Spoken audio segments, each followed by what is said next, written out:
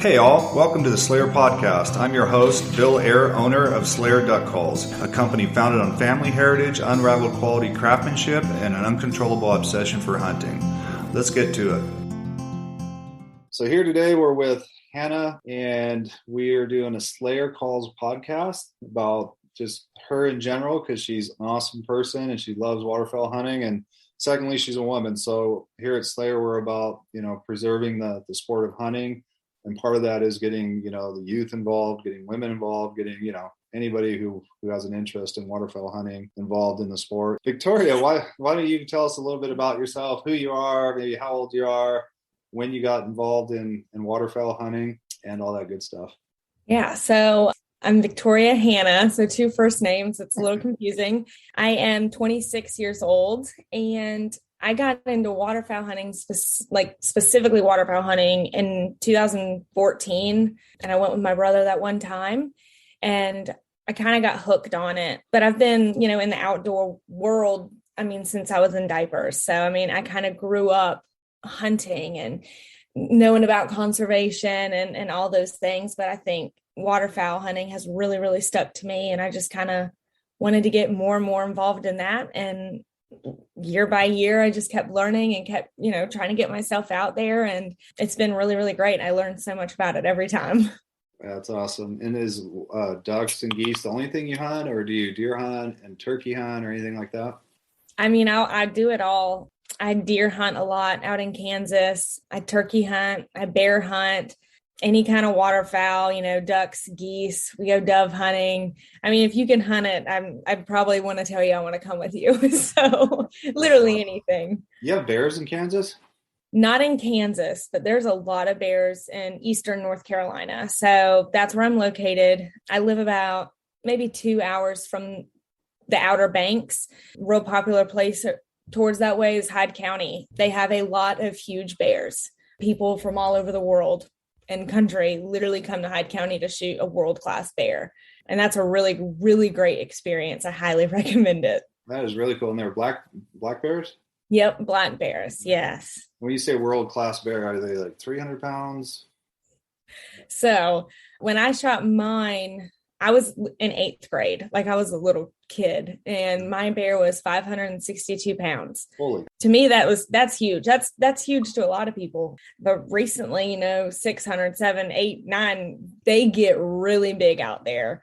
And there used to be this story, I'd have to find it. There was this bear that would go to this hog farm every night and eat hogs, just all night long. That bear was over 1,000 pounds. He was huge. Wow. I did not know black bears got that big. Yeah, they're very, very big, and there's a lot of them. All right. Well, so where do you do most of your waterfowl hunting? Towards the East Coast and here in the swamps. We'll go to the beach occasionally. Out towards the coast, you have, the redheads and canvasbacks, pintails, the more popular ducks, I'd say. But here, right down the road, 20 minutes, we'll go into a swamp and we shoot a lot of wood ducks. Now we're just starting to see the mallards come in just because the temperature is finally dropping. But that's been really hard recently. It's been 70 degrees, and then it'll go to 20 and snowing, and then back to 70 degrees. So it's been a good season, but it's been difficult because, the birds are either there or they're not. Yeah. Cool. And then what is it about waterfowl hunting that you like? It's funny because we were setting out, 4 dozen geese decoys this morning, 2 dozen duck decoys, some in the water, some, field decoys. And the guy that we took one of our board members out with us, who's never been duck hunting before, goose hunting, any type of bird hunting. And he's like, man, you guys are crazy. We got up at, 5 in the morning. I'm like, 5 in the morning, it's not even late. We typically get up at 3. And so he was looking at us like we're crazy. But, what is it about waterfowl hunting that you like? I think when I went for the first time, I was the only girl. I went with my brother and his friends. And I kind of liked having a challenge. And I went out there and I saw all these guys, shooting really well. And they were so knowledgeable. And they could tell you what the duck was when it was flying in the air. And I was like, you know what? I'm determined to be knowledgeable about this.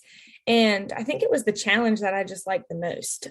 I mean, with deer hunting, I love deer hunting, and that is a challenge too, but they're just very different. So I think, with waterfowl, it's, your shooting has to be just right. You've got to have, the right, good equipment that works for you, which again makes it more difficult for me as a woman. So it's like everything about waterfowl hunting, it's a challenge, but I want to overcome it. And I want to do better, and I want to know everything. And I think I was hungry to learn. I think that was like the biggest thing. Yeah, that's really cool. I think that's part of it. I always wonder what got me into it. And I think that was it, just watching birds work, watching, good callers be able to turn them and set them right in the decoys right where, the plan was to put them. I was like, I want to be able to do that. I want to be able to turn a bird. I want to be able to lock up, come in, and, and then the whole dog part of it. I think do you have a chocolate lab I might have saw on your Instagram? I do have a chocolate lab, and that has been like a huge motivator for me to get out and hunt every morning at like 4 a.m. It's when you have a dog and you bring that dog with you, and their drive to go get that bird and hunt and look for that bird, it is just unexplainable how amazing that is. Like, you could put me in a swamp without a gun, and if I could work my dog and she goes and gets those ducks, I am so satisfied. I think that is the most amazing thing. I'm right there with you. I don't really need to shoot birds anymore. I really do it for my dog, and I love to eat them and all that good stuff. But I'd love to I could go out and work my dog and be just as happy. So that's really cool. So what's your favorite bird to shoot? Mallards, is it pintails? We all kind of have our favorites. What's your favorite? I've been this season, I've been on like a mallard kick. I've yet to shoot a mallard. But any other season, I'm like, I can't wait to go to the coast and shoot a pintail. Yeah. But it seems like when you get your heart really set on a bird, that bird won't ever come. I'll just try again next time. But we're going to go tomorrow morning. And the guy said that there's a lot of mallards there. So I'm hopeful I'll get my mallard tomorrow. Yeah. But I do love mallards. They're just a lot bigger than a wood duck. And pintails are just beautiful. But we don't get pintails here in the swamp. If we do, they're pretty lost. You have to really head like to the coast for that. I don't know. I get excited over a hooded merganser. I get excited over any kind of duck. I'm like, look, y'all. And they're just like, whatever. I'm like, it's fun. Yeah. But spec hunt, didn't you? And was it Arkansas? I think I saw. Yeah. I went, this is my second year going to Arkansas with a all girls group, which was amazing. And, we set out there to go shoot ducks, but again, it's like hit or miss with the weather and everything.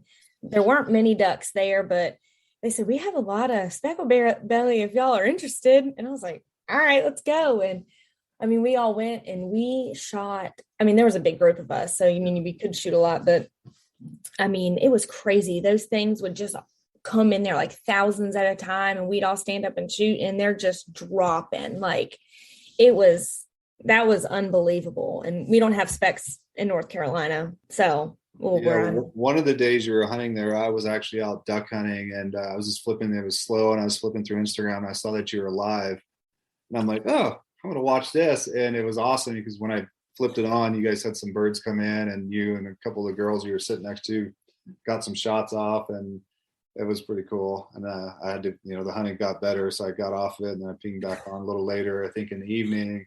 You guys were all by a campfire, and there was, I think, a country singer or something.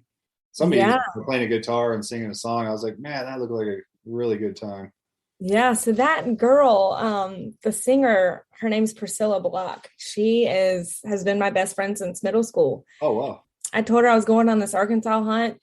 Another girl had met her in person and also invited her. And she was like, I'll go. And I was like, perfect. And she's never duck hunted before, never waterfowl hunted, nothing. So, she was eager to learn and eager to get set up and everything. And, she came out there with us, and it was so amazing to see her shoot her first bird. Like, there is nothing like seeing somebody shoot their first bird. Like, I am that person in the blind. I will get to hollering and celebrating over your first bird. Like, It was so great, but she loved it, and she was like, I want to do it again. I want to do more of this. I was like, that is perfect. And hopefully she'll come back again and get really more involved. But I mean, she's very busy singing, so we shall see. That's cool. And that probably leads into, a good segue into, my next question was, I love to see youth get involved in hunting. I don't care if it's squirrels or dove or whatever, right? Or waterfowl. To see women getting involved and seeing, that big pit of, I don't know how many of there was, of you 10 or something, women out there, hunting, to me, that's just awesome. So, what are some of the barriers of women getting involved in hunting, you think? Yeah. And, that's a really great question. I mean, for me, it's just been a little bit different because, I did grow up with people hunting all sorts of things around me. So if you kind of reverse it and you look at somebody who's never hunted, never had an opportunity to hunt, they have different obstacles and they have different, things they've got to figure out to get involved. And I think, the biggest thing as a very new person getting into hunting, whether it's waterfowl or anything, it's, just understanding the importance of hunting to begin with, like, why are we doing what we're doing, getting up at 4 a.m. Like, what's the sole purpose of this? And then once, you start digging and understanding the importance, and you have, resources like SCI and Ducks Unlimited, and they provide you with these tools and resources to get involved, that really, really helps people like get their foot in the door. And then it also just kind of goes back to, surrounding yourself with people with the same interest.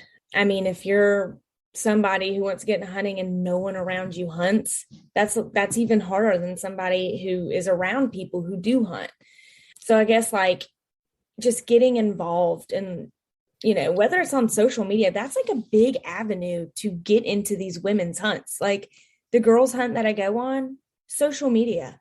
Like if you see somebody offering women's hunts and you're like, man, I want to do it, but you're on the fence about it, do it. Like you're going to make so many connections. And that's how you get involved, is like just kind of branching out. Like you've got to just put yourself out there, ask questions, meet people, like message these outfitters asking questions. They love that. And don't ever let anybody make you feel intimidated. I think that's also a very big thing. Yeah, I think that's a great point, is because, if my dad he hunted, he was huge and taking me all the time. So I was surrounded by it all the time. I grew up with friends who hunted, right? So it was pretty easy for me to fall into it. But if you don't know somebody, there's, what gun do I buy? What ammo do I buy? Where do I go? What license do I need?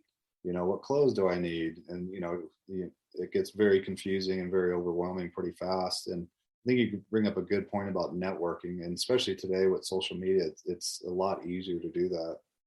I try to make it a point to take 1 or 2 new people every year. This year, I've taken probably 3 people I've never hunted waterfowl before out.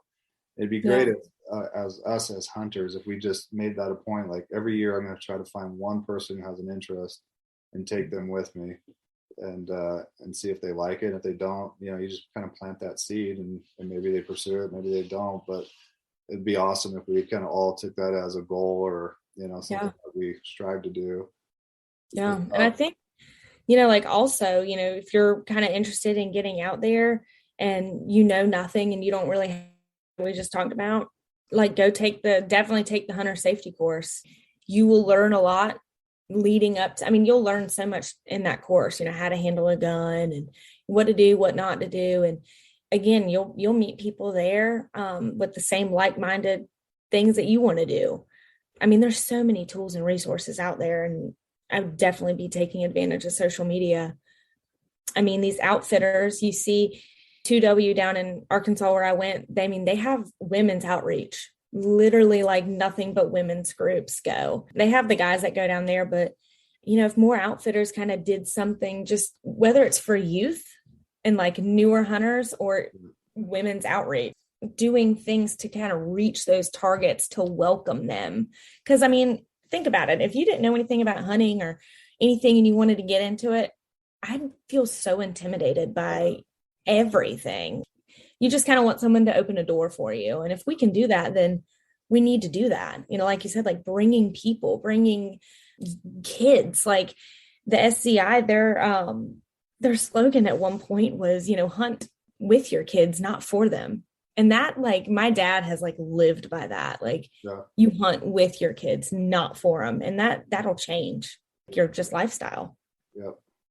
No, that's a great slogan, a great thing to live by. So, without hunters, the sport will die off. I mean, the numbers are dwindling, and then I look at the conservation side of it too. If it wasn't for hunters, then the land keeps getting developed, and pretty soon our waterfowl will be gone, and wildlife and all that good stuff. So it kind of has a trickle effect. So I think it's super important. I think it's awesome that you're involved in these groups, and that you look passionate about it, which is awesome. So who's the favorite, your favorite people to hunt with?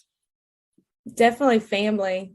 I mean, I'm married now, so I'd love to hunt with my husband. That's a really great thing, as we start our family.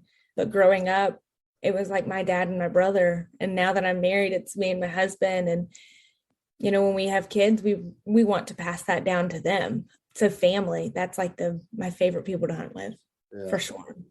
That's awesome. I've put that right up there too. And I have some really close friends I've been hunting with since I was probably 8 years old, and I consider them family. And it's like, being in the blind without them, it's just not the same. It's kind of weird that way, but yeah, cool how that all comes in a full circle.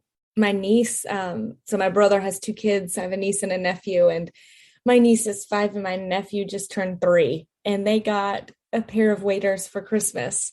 So we're going to put them in a little sled boat and pull them out there. But it was just nice to see that. And they got so excited. I mean, they're so young, they don't know yet, but it's so great to see them that they're going to grow up knowing things like that. So that's very sweet. You don't think it makes a difference, but it does. I remember my nephew, we used to carry him on our shoulders across the rice checks, to get to the pit line. And he barely remembers it to this day, but he still, remembers. And the only thing he really remembers is cutting the duck's beak off with a pair of scissors. He's like, was that the time? I'm like, yeah. We kind of looked at you and we're like, I think he might be a sociopath. We were like, Garrett, we started getting worried when we saw you doing that. So we had to take the scissors away. I've never heard someone do that. So you're exploring, you're learning. Yeah. He was being quiet over in the corner. We're like, what are you doing? And we look over like, yeah, you probably don't want to be doing that. Yeah, we don't do that. Yeah. Well, Victoria, it was awesome having you on. You're a joy, you're a bundle of energy. So it's awesome. And I love the fact that you're a hunter. So we'll have to get you out here to Idaho. Some of our influencers and people we're partnering with next year, we want to bring some folks out here to Idaho. So if you don't get your mallard this year, I promise you come to Idaho, we'll get you your first green head. Yeah, that would be awesome. I've never been to Idaho. It's probably a lot colder up there than it is down here. Oh yeah. Yeah. I mean, it's actually been a pretty warm winter, in Austin, and those guys from Texas were up here. They were all bundled up, and it was, 36 degrees, 38 degrees.